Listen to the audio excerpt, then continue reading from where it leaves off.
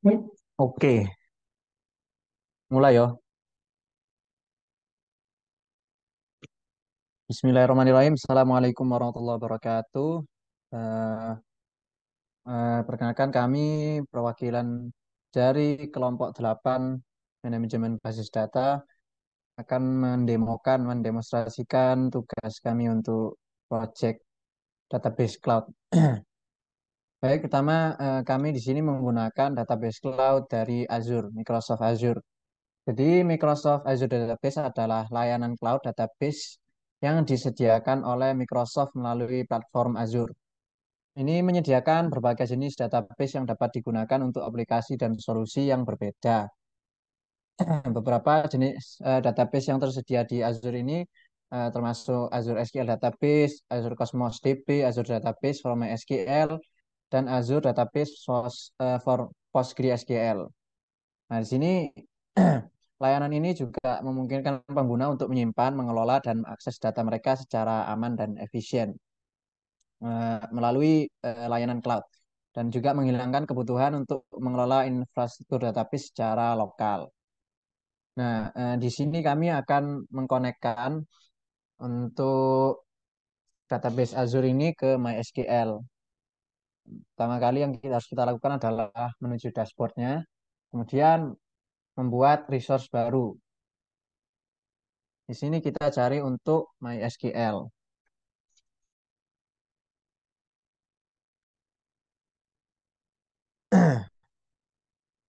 Kemudian setelah itu kita pilih yang ini. Kemudian kita create Azure Database for MySQL. Nah, di sini pilih yang flexible server. Kemudian kita create.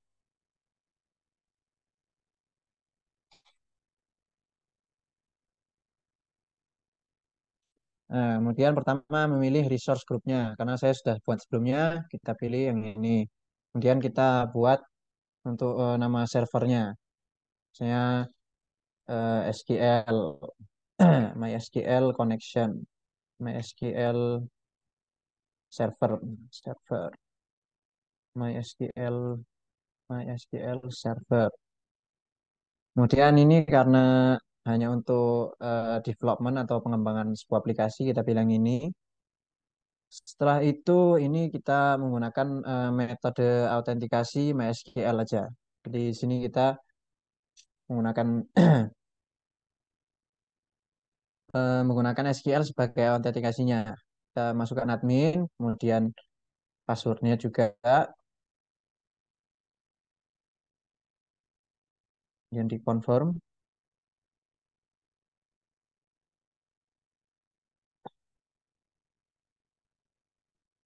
kemudian next, kita next.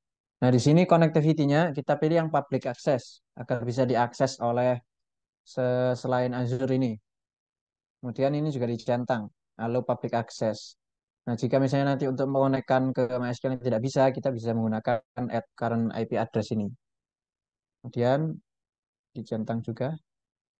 Kemudian di next, ini di next. Kemudian di create.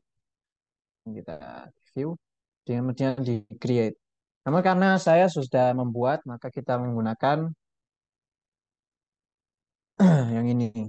Ini yang database yang sudah saya buat sebelumnya untuk menyimpan database dari MySQL. Jadi nanti server name ini akan menjadi host name-nya untuk dimasukkan ke dalam koneksi MySQL. Selanjutnya untuk aplikasi yang sudah kami buat akan dijelaskan oleh teman saya.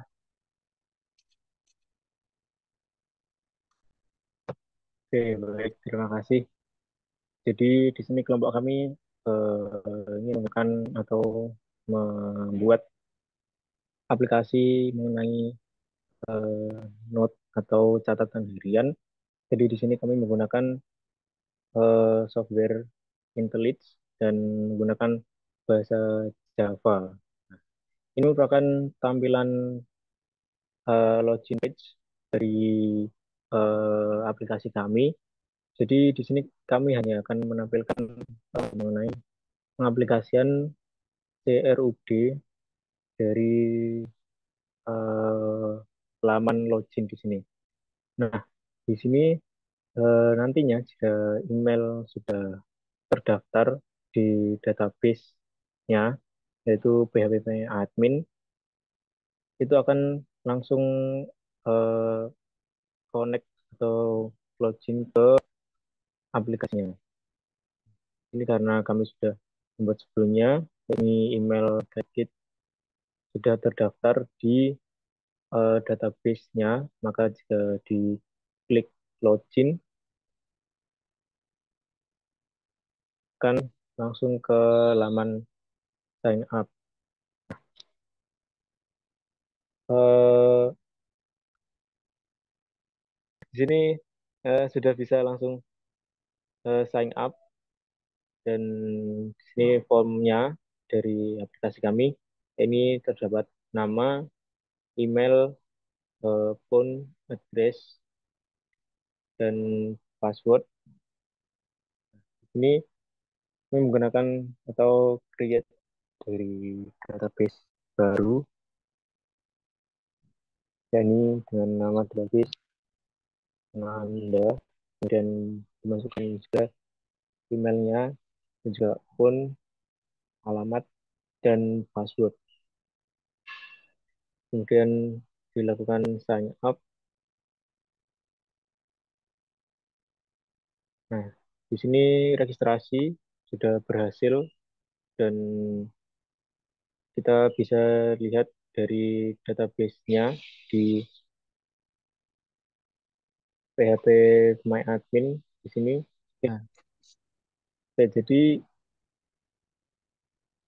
jadi di sini sudah ada atau sudah masuk dari data yang sudah dimasukkan sebelumnya, kemudian langsung masuk di database PHP My Admin.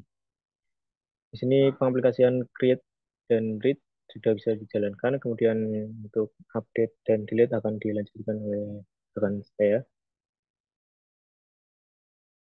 oke, terima kasih. Di sini saya akan menjelaskan bagaimana cara mengupdate dan delete data yang ada pada PHP admin. Nah, untuk update sendiri kita di sini bisa langsung mengklik yaitu tulisan ubah.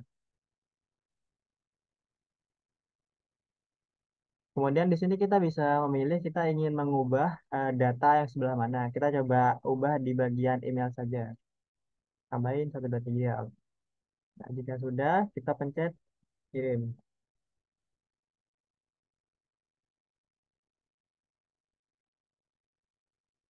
Nah, jika sudah, itu akan otomatis terupdate. Untuk pembuktiannya, kita bisa mencoba login ya, seperti tadi.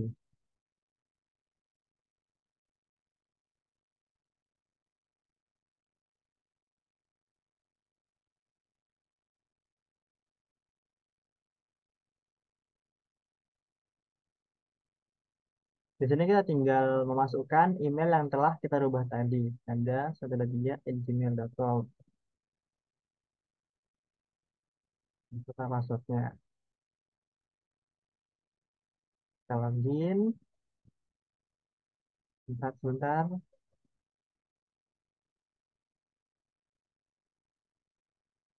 Nah, jika sudah, itu akan muncul tampilan seperti ini. Dan itu adalah bukti bahwa data yang telah diupdate itu bisa digunakan untuk login. Nah, berikutnya kita akan saya akan menjelaskan bagaimana cara menghapus data. Nah, kita balik lagi ke PHP admin. Di sini kita tinggal pencet menghapus data. Hapus ya.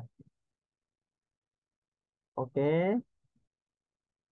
Nah, jika sudah seperti ini, maka data akan otomatis terhapus. Dan kita tinggal, pembuktiannya kita tinggal mencoba login saja. Apakah datanya benar-benar terhapus atau tidak.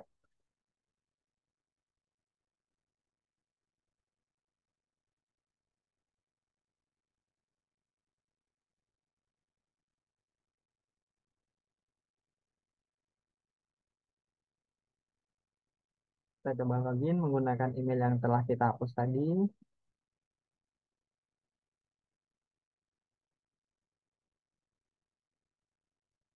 Nah, jika sudah kita mencet login. Nah, ya login itu gagal ya. Kenapa? Karena data yang telah kita hapus itu ya emang benar-benar tidak bisa dibuat login. Begitu. Mungkin penjelasan berikutnya akan dijelaskan oleh teman saya bagaimana cara menghubungkan ya.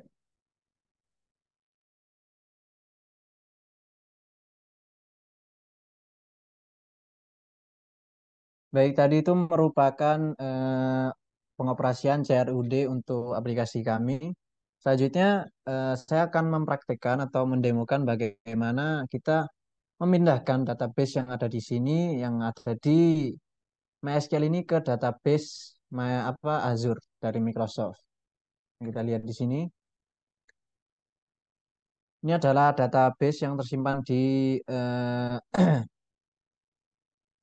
MySQL. Nah, kemudian cara untuk memindahkannya adalah dengan cara pertama kita klik database, kemudian migration wizard. Nah, di sini kita klik start migration untuk memindahkan data. Oke. Nah, pertama ini adalah source selection-nya, jadi sumber database yang akan kita gunakan. Nah, jadi database sistemnya MySQL, kemudian stored connection yang koneksi yang sudah kita simpan, itu sumbernya dari lokal. Kemudian kita next. Nah, kemudian targetnya kita pilih untuk Azure Connection, yaitu database Azure yang sudah kita connect ke dalam MySQL ini. Cara mengkonekkannya adalah dengan di sini. Nah, kemudian kita klik New.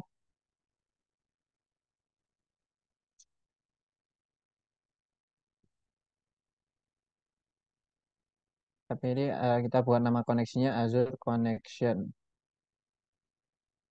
Azure Connection 2. Hostname-nya ini kita ambil dari sini. Kita ambil dari sini. Server name ini kita copy. Kemudian kita masukkan ke sini. Username-nya kita pakai ya dari username yang sudah kita buat tadi di database Azure, yaitu SQL admin. Dan passwordnya, oke. Kemudian kita tes.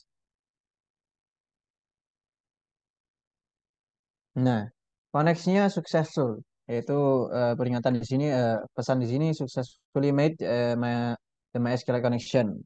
Nah, jika sudah, kita close. Kemudian kita next. Ini kita tunggu. Nah, tidak ada masalah. Kemudian kita next lagi. Nah, kita pilih di sini di mana database skema yang ingin kita pindahkan ke database Azure. Sini karena tadi kita menggunakan database Cloud Web, kita centang di sini, kemudian kita next. Nah, tidak ada masalah. Dan kita next, next. Oke, tidak ada masalah lagi. Next lagi. Nah, ini kita akan membuat skema yang sama seperti yang ada di lokal ke dalam database Azure. Kita next lagi.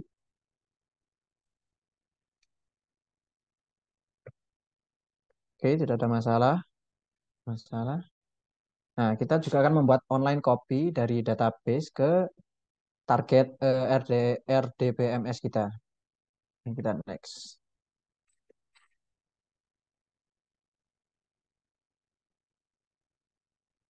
Nah, ini proses untuk mengcopy data ke RDBMS target. Nah, dan kita next.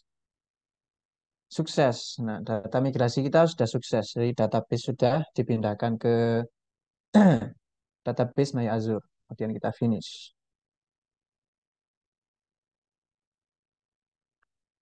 Ini Azure Connection yang kedua belum muncul sepertinya. Kalau belum muncul gini, kita mencoba untuk restart aplikasi MySQL-nya.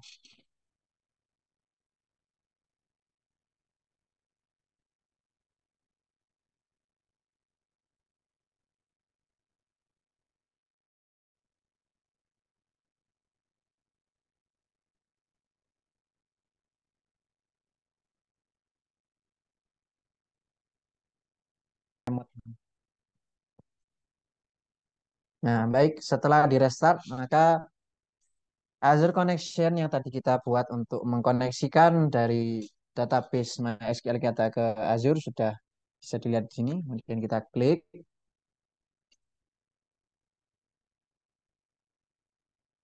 Nah, seperti yang terlihat di sini database CRUD web dari database MySQL lokal kita sudah berhasil dipindahkan ke database Azure. Kita lihat di sini. Nah, kita lihat untuk tabel. Nah, tabel user sudah berada di sini. Kemudian kita lihat isinya. Nah, isinya sudah sama dengan database yang ada di database MySQL local instance tadi.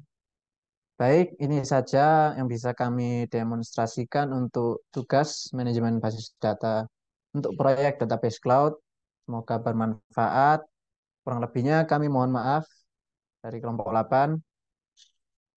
Eh, yang terakhir, terima kasih. Wassalamualaikum warahmatullahi wabarakatuh.